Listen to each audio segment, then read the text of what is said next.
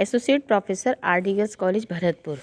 आज हम पढ़ेंगे आर्थिक विश्लेषण की मान्यताएं, उपभोक्ता तथा उत्पादकों के व्यवहार में विवेकशीलता एवं अन्य बातें समान रहें।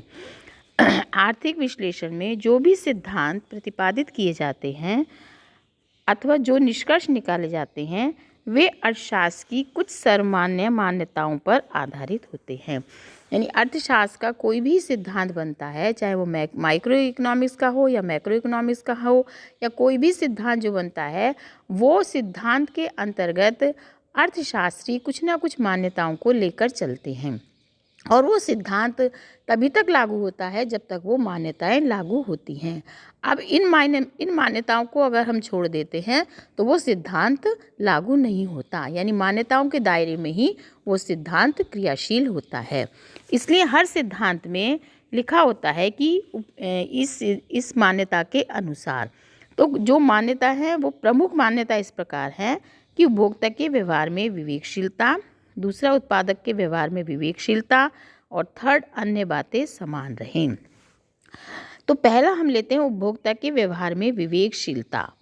आर्थिक विश्लेषण की ये सबसे ज़्यादा प्रमुख मान्यता है कि प्रत्येक उपभोक्ता अपने उपभोग में पूर्णतः विवेकशील रहता है। यानी प्रत्येक उपभोक्ता एक विवेकशील प्राणी है जो कि अपने विवेक से वस्तु को खरीदता है कि उसको किस वस्तु की आवश्यकता है और उस पर कितना उसको खर्च करना है।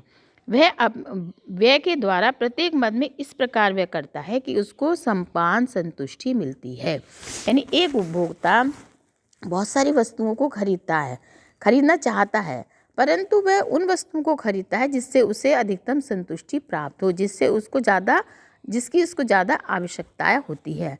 साधन बहुत सीमित है, आवश्यकताएं अनंत है। साधन सीमित यानी उसके पास जो व्यय की गई राशि है या उसकी जो आय है, प्रत्येक उपभोक्ता की निश्चित आय होती है। प्रत्येक व्यक्ति के पास चाहे कितना भी पैसा हो, लेकिन फिर भी वो भी एक निश्चित पैसा होता है और वह निश्चित पैसा ही खर्च करना चाहता है।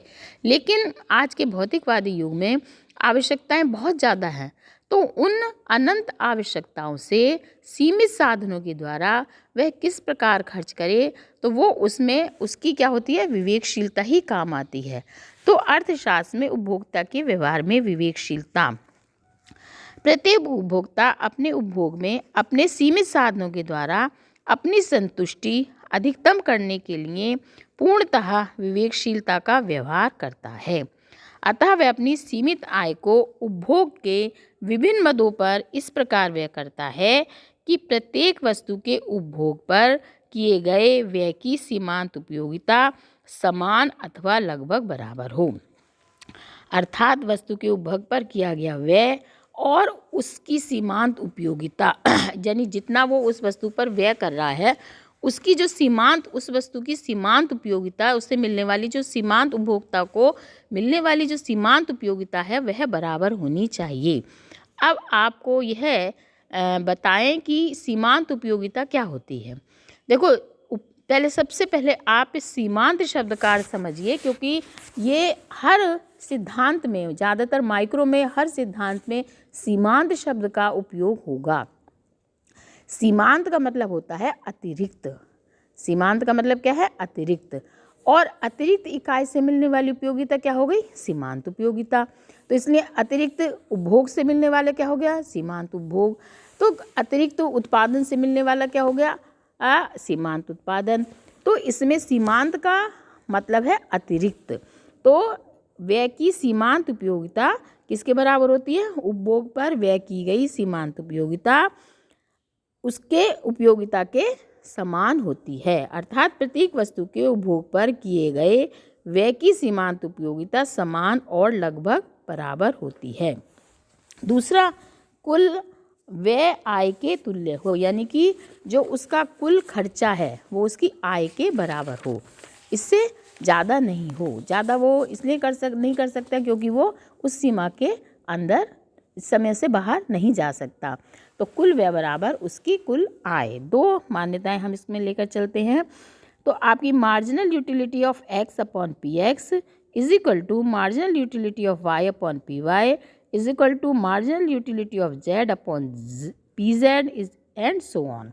यानी कि जो उसकी सीमांत उपयोगिता और उस वस्तु की कीमत को भाग देने पर जो y वस्तु की सीमांत उपयोगिता और y वस्तु की कीमत को भाग देने पर उनकी जो उपयोगित संतुष्टि है वो बराबर ही मिलती है।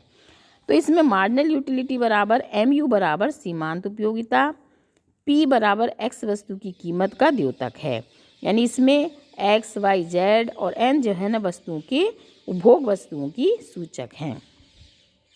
उपभोक्ता सिद्धांत प्रतिपादन में अगर उपभोक्ता के व्यवहार में विवेकशीलता की मान्यता नहीं मानी जाए तो ये सिद्धांत उपयुक्त नहीं होगा। यानी उपभोक्ता के व्यवहार में विवेकशीलता में यह मानकर चला जाता है कि उपभोक्ता की मानसिक स्थिति संतुलन में है। अगर कोई व्यक्ति विवेकशील नहीं है तो ये मानकर चलते हैं कि उसकी मानसिक स्थिति ठीक नहीं है।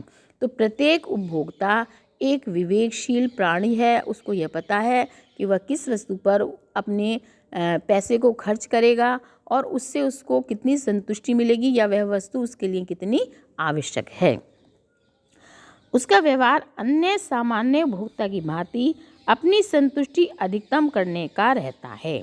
यानी जो हर एक उपभोक्ता अधिकतम संतुष्टि प्राप्त करना चाहता है, कम से कम खर्च करना चाहता है और अधिक से अधिक संतुष्टि प्राप्त करना चाहता है। जब वो किसी वस्तु को खरीदता है तो उससे वो अधिकतम संतुष्टि प्राप्त करना चाहता है। जैसे एक उपभोक्ता इसीलिए दूसरा उपभोक्ता भी कि अधिकतम संतुष्टि, मान लीजिए जैसे आप बाज़ार जाते हैं, आप पूछते हैं कि ये वस्तु कितने की आई, तो आप कहते हैं 10 रुपये की आई। दूसरा व्यक्ति उस वस्तु को 8 रुपये में ले आता है तो आपको लगता है अरे ये तो 8 रुपये की आ गई।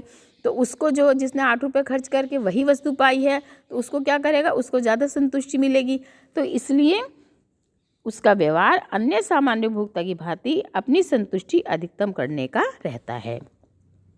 वह उपभोग करते समय सुखद अवस्था में हो और उसके सामने कोई विषम और विपत्ति जैसी परिस्थितियां ना हों, क्योंकि कई बार जो विषम परिस्थितियां और विपत्ति होती है तो वो उसमें पैसा ज़्यादा खर्च करके भी उस वस्तु को प्राप्त करता है, लेकिन उससे उसको अधिकतम संतुष्टि नहीं मिलती। मान लीजिए कोई व्यक्ति बीमार हो गया और उसको इंजेक्शन खरीदना है और वो इंजेक्शन बहुत रेयर है और इंजेक्शन बहुत ज़्यादा महंगा मिलता है तो उसको खरीदना पड़ता है। तो इसलिए यानी उपभोक्ता का व्यवहार जो है, उपभोक्ता सुखद स्थिति में हो, उसके सामने कोई विषम और विपत्ति जैसी परिस्थिति ना हो। उपभोक्ता के व्यवहार बुद्धिमत्तापूर्ण एवं विवेकशील होने पर वह उपभोग में कम से कम व्यय कर अधिकतम संतुष्टि प्राप्त करता है। वह अधिकतम उपभोक्ता की बचत प्राप्त करता है, अपनी आय का वर्तमान एवं भविष्य में उपयुक्त विवरण कर सकता है, उपभोग में सतर्कतापूर्ण चयन कर सकता है, खरीदारी में लाभप्रद खरीदारी कर सकता है। अतः आर्थिक विश्लेषण में उपभोक्ता की विवेकशीलता की मान्यता अर्थशास्त्र के सिद्धांतों की आधारशिला है। यानी अर्थशास्त्र के जितने भी सिद्धांत हैं उसकी जो आधारशिला है वो है उपभोक्ता की विवेकशीलता।